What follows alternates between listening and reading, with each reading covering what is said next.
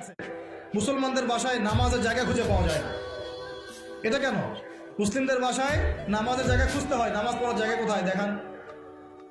বাসা বানাচ্ছেন 5 তলা 10 তলা, এগুলো সামনে কবরস্থান হবে, কারণ ভূমিকম্প আসতেছে, আগেই বলছে। এবং সিরিজ আসবে, সিরিজ সানাওয়াতুজ জালাজিল, জালজালার বছরগুলো আসবে, ওইদিকে আমি পরে আসতেছি। তো বানান আর উঁচু উঁচু বানান। 10 তলা বাড়িতে একটা জায়গা পাওয়া যায় না নামাজ পড়ার জন্য।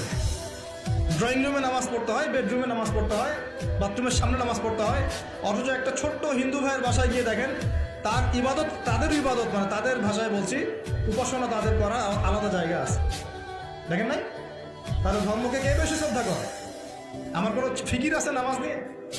বাড়িতে কাজের বুয়া থাকার জায়গা আছে, নামাজ পড়ার জায়গা। বাড়িতে গোডাউন আছে, গোডাউন রাখার জায়গা। বাড়িতে টয়লেট আছে, 5টা 6টা টয়লেট, সব ইংলিশ, নামাজের জায়গা নেই।